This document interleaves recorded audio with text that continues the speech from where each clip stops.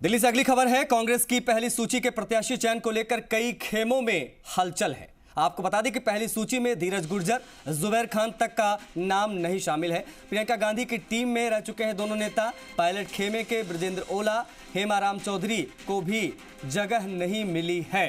कांग्रेस की पहली सूची में गोविंद राम मेघवाल जगह नहीं बना पाए हैं। एक बड़ी जानकारी आप ये समझ सकते हैं क्योंकि मुख्यमंत्री गहलोत के समर्थक रहे हैं गोविंद राम। राजस्थान कांग्रेस कैंपेन कमेटी के चेयरमैन भी हैं मेघवाल। अनुसूचित जाति का बड़ा चेहरा, लगातार सुर्खियों में रहते हैं, लेकिन नाम नहीं आया। अब ऐसे में पहली सूची में नाम शामिल नहीं किया गया। दूसरी तरफ रफीक खान, अमीन कागजी के नाम भी नहीं हुए हैं शामिल। अब तक अल्पसंख्यक के बड़े चेहरे भी जगह नहीं बना पाए हैं। अब हो सकता है अगली सूची में, हो सकता है उसके बाद वाली सूची में नाम आ जाए, लेकिन फिलहाल जो पहली सूची है उसका अगर आकलन करें, गुणा गणित बिठाया जाए, तो ये वो बड़े नाम हैं जिनकी चर्चा बहुत ज़्यादा थी, जिनको बहुत ज़्यादा प्रबल उम्मीदें थी कि पहली सूची में इनके नाम आ सकते हैं, नहीं आए हैं। चाहे वो रफीक खान हो, चाहे अमीन कागजी।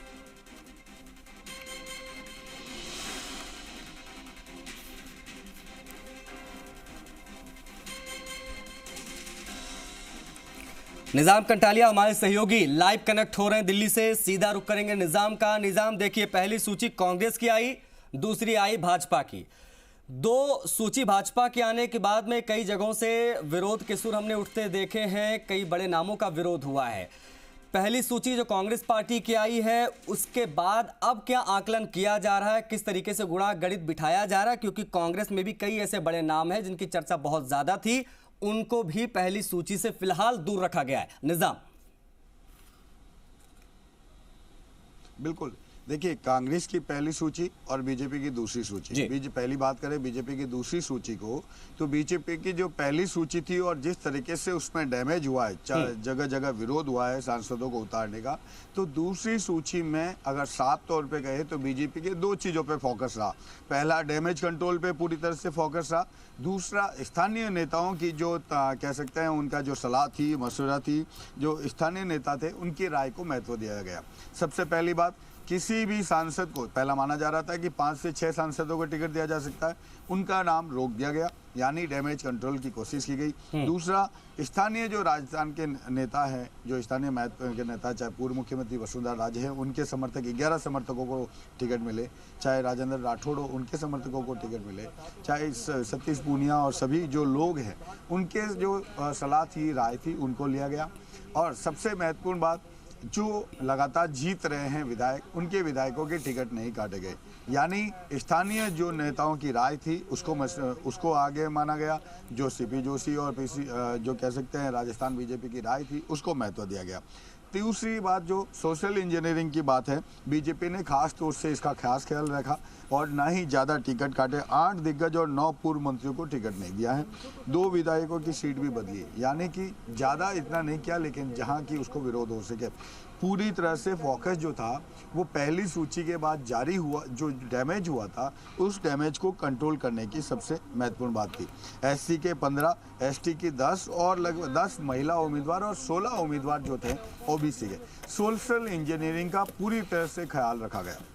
अब बात करते हैं हम कांग्रेस की सीट का, तो सबसे महत्वपूर्ण बात, पहले माना जा रहा था कि करीब 65 से 75, 70 के आसपास जो है आ सकती है, और ये खुद जो है कांग्रेस ने भी दावा किया था कि वो 2 गुनी सीटों को पहली लिस्ट में जारी करेगा।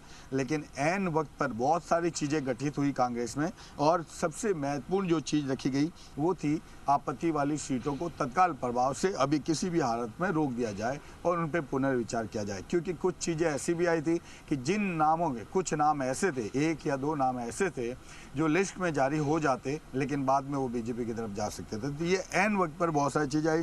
दूसरा, सबसे बड़ी बात थी कांग्रेस की इस लिस्ट में, पहली लिस्ट में जो उदयपुर का चिंतन शिविर हुआ था कांग्रेस का, और उसमें जो तय किया गया था वो पूरी तरह से सामने दिखाई देता है। कांग्रेस के चिंतन शिविर में कहा गया था 30% महिलाओं को कम से कम टिकट मिलेंगे, और इसके साथ ही 50% वो होंगे जो 50 साल से जो कम जो उम्र के जो युवा है, नेता हैं, उनको टिकट दिया जाएगा। और कांग्रेस की इस पहली सूची में साफ तौर पे ये दिखाई देता है। अगर कहें 30% जो महिलाएं हैं उनको टिकट दिए हैं कांग्रेस ने। इसके बाद क्या, सबसे महत्वपूर्ण बात, गहलोत पायलट के बीच बैलेंस रखा गया। न तो इस पहली सूची में गहलोत समर्थक ज़्यादा नेताओं के नाम आए और ना ही सचिन पायलट के ज़्यादा समर्थक नेताओं के, यानी गहलोत समर्थक अगर माना जाए तो 6 या 7 नाम है इसमें, पायलट समर्थक भी 5 लोग जो नाम हैं।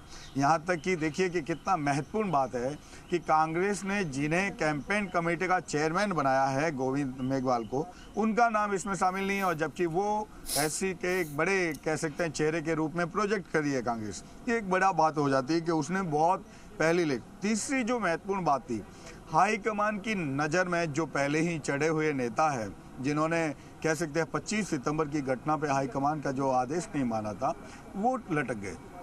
अगर गए शांति धारीवाल, महेश जोशी और धर्मेंद्र राठौड़, तीनों को पहली सूची में किसी तरीके का ना तो रखा गया, और जिस तरीके की बात केंद्रीय चुनाव समिति की बैठक में आई थी, अब उनके टिकट के ही एक तरह से कह सकते हैं वांदे पड़ गए, यानी कि टिकट के बहुत मुश्किल है कि उनको टिकट दे दिया जाए।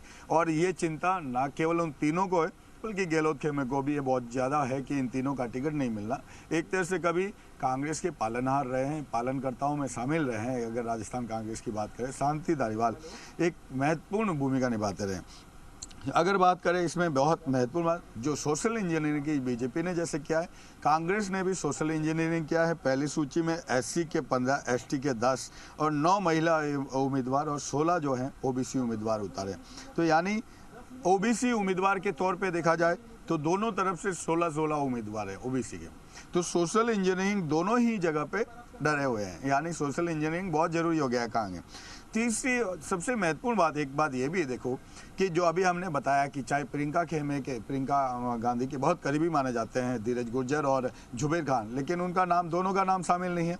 उसी तरीके सचिन पायलट के जो ब्रजेंद्र ओला है, और अगर बात करें हेमाराम चौधरी, बहुत करीब माने जाते हैं, दोनों के नाम शामिल नहीं है। अगर बात करें अल्पसंख्यक में 2 चेहरे जो राजधानी जयपुर में दोनों मिनिस्टर की तरह हैं, अमीन कागजी और जो कह सकते हैं रफ़ी खान, दोनों के नाम शामिल नहीं है। दानिश अबरार, बहुत विरोध होने के बावजूद उनको टिकट दिया गया। अर्चना शर्मा 2 बार हारी हुई है, लेकिन उनको टिकट दिया गया, इवन की बावजूद कि उनके खिलाफ विरोध जो है एआईसीसी और वॉर रूम तक पहुंचा। तो कांग्रेस का देखिए कि एक इतिहास रहा है कि जिसने कांग्रेस के हाईकमान को आंख दिखाई, उसको कभी निपटा दिया गया है। बहुत सीधे शब्दों में कहा जाए तो कांग्रेस हाईकमान को जिसने आंख दिखाई, उसका कांग्रेस में कैरियर समाप्त हो गया है। दूसरी तरफ ये भी है कि जिसके खिलाफ विरोध हुआ है, जिसके खिलाफ कांग्रेस में अनुशासनहीनता करके विरोध हुआ है, उनको कांग्रेस ने हमेशा ही टिकट दिया है। और जाहिदा खान के साथ भी यही होगा। जाहिदा खान का विरोध जो है हर स्तर पर किया गया है, लेकिन वो चूंकि कांग्रेस को ये अनुशासनहीनता मानती है कि उनके खिलाफ जो होता है वो प्रायोजित होता है, इसलिए देखिए अर्चना शर्मा का विरोध हुआ, दानिश अबरार का विरोध हुआ, जाहिदा खान का विरोध हुआ, लेकिन विरोध के बावजूद उनको टिकट मिल रहा है। तो अगर बात करें, बेहद महत्वपूर्ण नाम होते हैं, कई मंत्री हैं जिनके नाम इसमें शामिल नहीं हुए, यानी कि हाईकमान ने दिखा दिया कि वो हाईकमान है। और यही वजह है कि पहली सूची जारी होने के बाद अब जयपुर से लेकर दिल्ली दौड़ जो है उम्मीदवारों की बहुत तेजी से बढ़ेगी, क्योंकि 26 तारीख को फिर से स्क्रीनिंग कमेटी की बैठक हो सकती है। 25 तारीख तक जाहिर तौर पर निजाम देखिए, अब फूक के कदम हर दल रखना चाहेगा, क्योंकि पहली सूची में कांग्रेस पार्टी ने ज़्यादा नाम अभी अनाउंस नहीं किए, सिर्फ 33 नाम, और उसमें भी बहुत सारी चीज़ें अब निकल कर सामने आ गई, बहुत सारे गुड़ा भाग लोग बिठाने लगे अपने अपने हिसाब से। अब ऐसे में देखने वाली बात होगी कि पार्टी किस कदर अब कदम आगे बढ़ाएगी। फिलहाल बहुत शुक्रिया आपका निजाम, इन तमाम जानकारियों को साझा करने के लिए, तमाम बातचीत विश्लेषण के लिए।